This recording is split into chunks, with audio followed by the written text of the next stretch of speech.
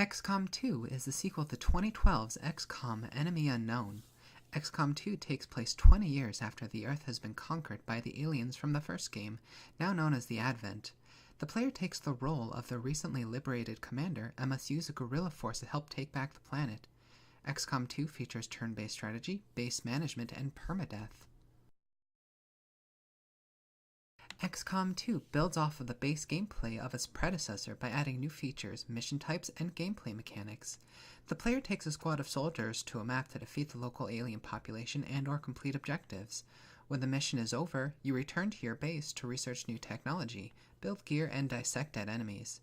New gameplay elements such as covert operations, hacking, and updated class skills help keep the game fresh, while restrictive funding and additional resource gathering tasks work to keep the player on their toes.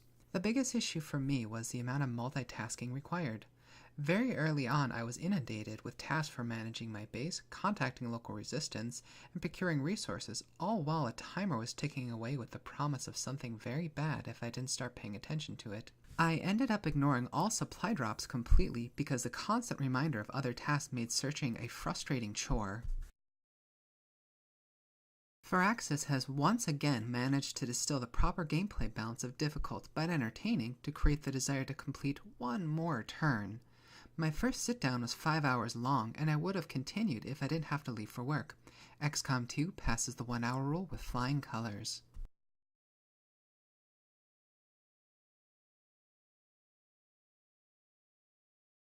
Fans of Enemy Unknown and Enemy Within will find XCOM 2 a must-have. Players who enjoy tough but fair games or simply looking to break into this franchise will find this game to be fun, but I may suggest starting with XCOM Enemy Unknown.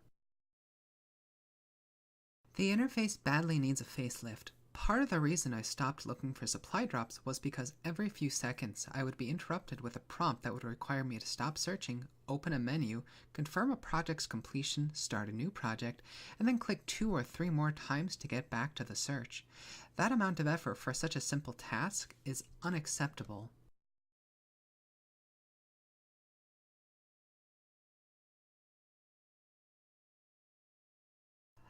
Rise, Son of Rome is an action-adventure game that puts you in the sandals of the centurion Marius as he travels across Europe and ascends to the ranks of the Roman legion. Rise is a game developed by Crytek as a launch title to the Xbox One but later ported to other systems, and features third-person sword-based combat. Rise is a very pretty game that does its best to show off the current-gen graphics. Crytek goes the route of quantity over quality by offering excellent scenery and realistic character movements, which lends itself nicely to the flowing combat, but unfortunately falls short with last-gen facial animations and excluding interactive environments. The gameplay focuses on sword and shield combat where you block, break defenses, and execute combo attacks. In addition to your melee skills, Marius can also take advantage of spears, siege weapons, and the ability to command troops in battle. Rise does its best to keep combat fresh, but unfortunately comes up short. Breaking defenses and attacking quickly falls into a routine, and executing combos just descends into hand-aching button mashing. I feel conflicted. Rise isn't a great game, but it's also not terrible. Since the game is so short, I honestly may continue just to finish the story. Rise passes the 1 hour rule, but only barely. Fans of hack-and-slash combat games would adore Rise, while casual fans looking for a red box weekend could also find enjoyment. If you value your hands, I may suggest holding off on playing. Every time you need to go through a door, your character either kicks it open or smashes it with his shield, without exception. For goodness sakes, Marius, open a door like a civilized human.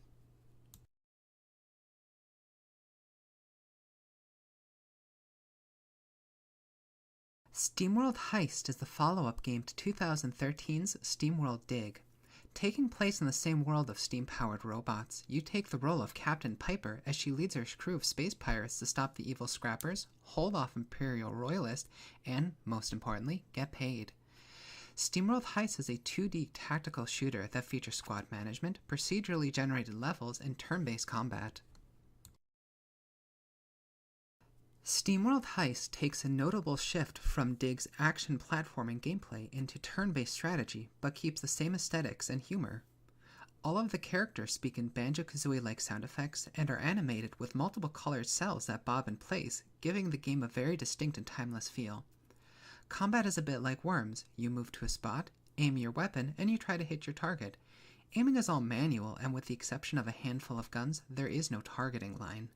While I originally thought this would be frustrating, I found aiming to be quite easy, especially since bullets ricochet. More often than I care to admit, I would aim, miss, and have the bullet bounce off of a wall and kill another enemy.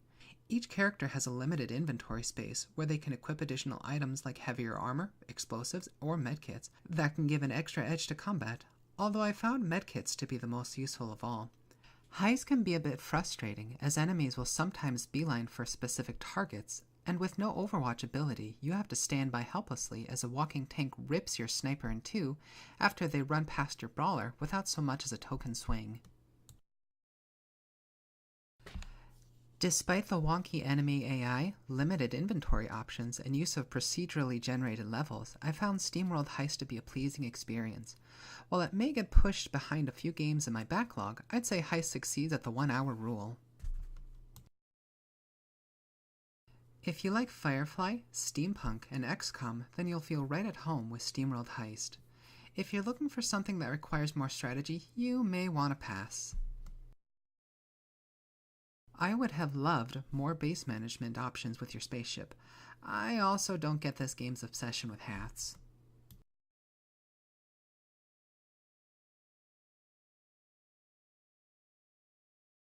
Abzu is an atmospheric aquatic exploration game. You play the diver and must explore a mysterious ocean filled with colorful sea life, ancient ruins, and unknown dangers. Abzu was created by Matt Nava, the art director behind Journey. Abzu is a beautiful game. It almost feels displaced in time with its low polygon graphics and simple but elegant gameplay, giving the impression of a launch title for the Dreamcast. You explore a colorful ocean filled with the ruins of a forgotten civilization to unravel the mystery and bring life back to the world. The gameplay is simple and straightforward, focusing on amazing visuals and sound design. Like its cousin Journey, Abzu tells a story without words, using only visuals and vague imagery to allow the player to piece together the narrative without aid. Abzu is almost certainly an art game. It's listed as adventure on Steam, but I feel calling it that would downplay its charm. If anything, I would say Abzu closely relates to a walking simulator, but I'll choose to call it an atmospheric exploration game, which is a genre I feel like we need more of. I actually played Abzu to the end, which took about 2 hours. Even then, I'd probably play it a second time. Abzu succeeds at the 1 hour rule despite its short length. Fans of artistic games would eat this up. Anyone looking for something more fast-paced or action-packed should give it a pass. I dislike how the game's description implies danger in later levels. Without giving too much away, I will say there is no way to die, which makes the description a bit misleading.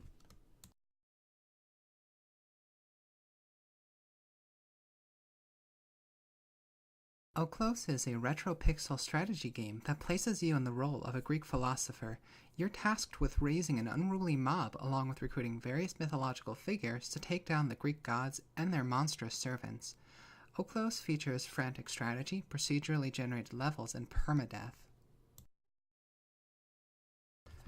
Okhlos tries a simpler approach to strategy games by focusing on throwing all of your units against larger foes, allowing them to disperse or defend if things get too hairy. While this simple strategy lacks a finer touch, I found the act of mobbing a Cyclops to death an oddly satisfying experience.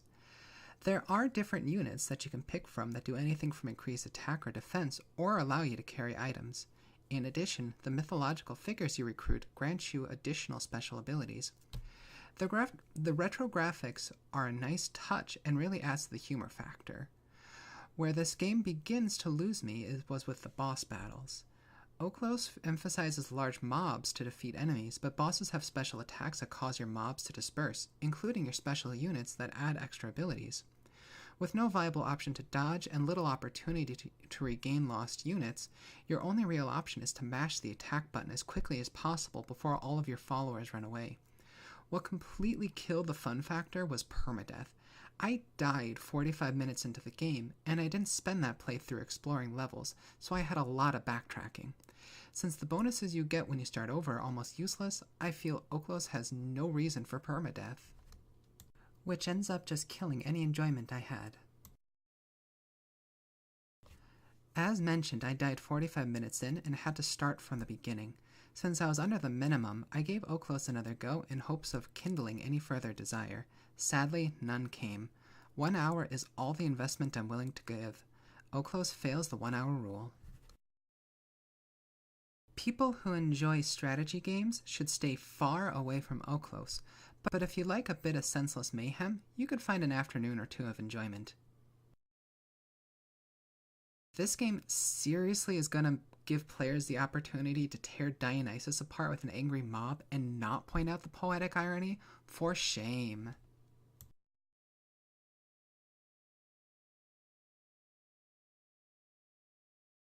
Project High-Rise is a building management sim. You're the architect of an office building and are tasked with filling it with tenants, taking out contracts, and generally becoming rich and famous. Project High-Rise excels at being user-friendly. Everything to the interface to the tutorials are designed to give players the best opportunity to immerse themselves in the game without getting tripped up by the UI. The game starts simple, giving you an easy-to-fulfill contract, and increases the difficulty slowly, allowing the player to go at their own pace.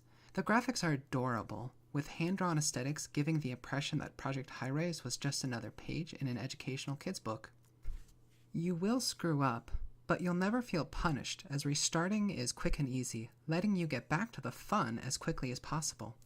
I ended up bankrupting my first project and needed to start over, but I never felt like I was being handed a punishment or a chore. I really wish this game had an upgrade button. As you progress, your utilities need to grow, so my options would be either to add another small utility tile or delete it and replace it with a larger version. I would prefer to just pay an upgrade cost and have it grow so I can best utilize my space. Since I had to restart and play the tutorial, I decided to tack on an extra 20 minutes. Even then, I found the game enjoyable and I wanted to play more.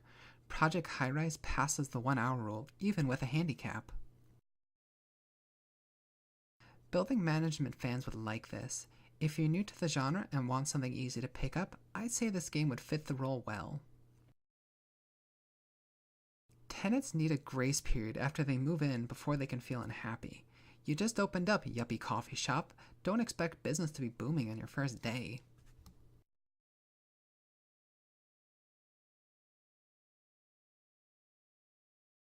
Husk is the first Steam release from the Polish developer Undead Scout. You take the role of Matt Palmer, who wakes up after a train crash and must travel into the seemingly abandoned town of Shivercliff to find his wife and daughter while facing his own personal demons. Husk is a first-person horror game that takes inspirations from Silent Hill and Twin Peaks. To be perfectly blunt, Husk isn't a very good game. The visuals are dated, combat is sloppy, and the dialogue is awkward at the best of times. For what little it's worth, Husk features no crafting or survival elements, doesn't rely on cheap jump scares, and strives for pacing and atmosphere. Even before the monsters show up, I felt constantly uneasy. Outside of gameplay, Husk is a fascinating game. On the surface, it feels like another asset flip, crowd-funded greenlit game, used homemade assets, and had cancelled its Kickstarter campaign in lieu of an actual publisher. The people who made Husk had very little experience in game design, but from what I had played, I could tell this was a passion project, made with the desire to make something truly unique.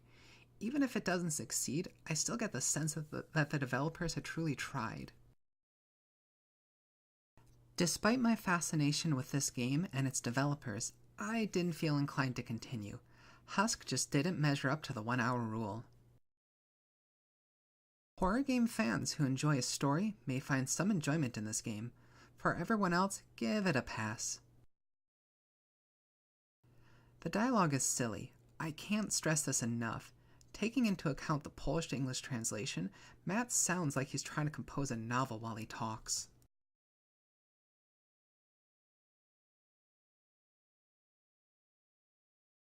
Oh Dear is a game about driving to Grandma's house in the family station wagon down a road filled with deer. Originally released for PlayStation Mobile, Oh Dear is set to be released for the PC. Oh Dear is a runner game with retro graphics. I'm not entirely sure what to say about Oh Dear.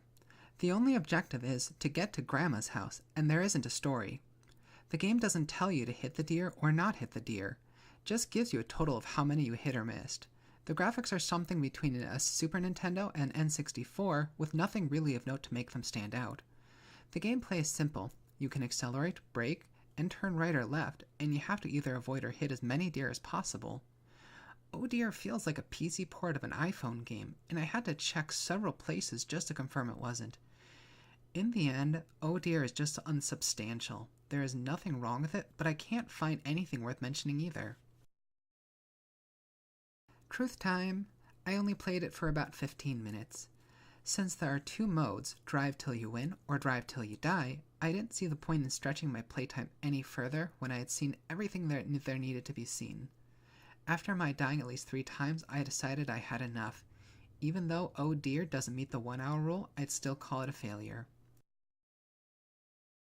If you like retro games and don't want to think too hard, go for it. Not a chance. This car has no traction, like, at all.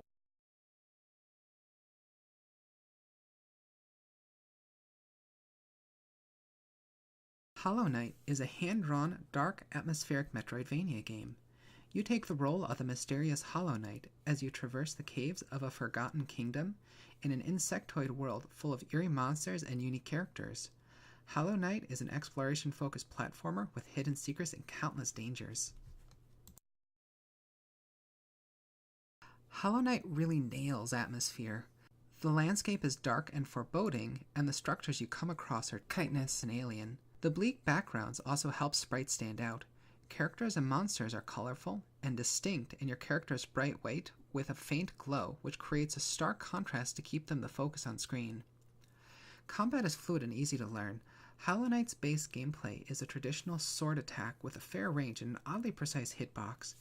Killing enemies not only yields money, but souls, which are used to power abilities and healing. Since combat is rewarded with healing, the game facilitates pushing forward instead of backtracking to town to keep the flow moving. Dying has its downsides as you lose your ability to collect souls until you track down the spot you died and kill the shadow version of yourself. How metal is that? The game is challenging but never unfair. When I did get hit or died, I knew it was from my own negligence. My biggest complaint is that it's hard to tell the difference between an enemy and an NPC when you're in the dungeon. I felt a bit silly when I jumped up and slashed at what I assumed was a boss monster, but instead was just a random fellow standing on a platform admiring a giant egg. Thank goodness this isn't Dark Souls. 1 hour isn't enough time. I need to go back and explore the Ruined Kingdom some more. Hollow Knight definitely passes the 1 hour rule. Sorry, SteamWorld Heist, you just got pushed further into the backlog. If you want a solid Metroidvania, with great controls, a good challenge, and just a hint of Dark Souls, this is for you. Heck yes. This is the kind of demo people need to take notes over. Getting hit can be jarring as the game emits a loud noise and a small crack on screen. It gets annoying after a while.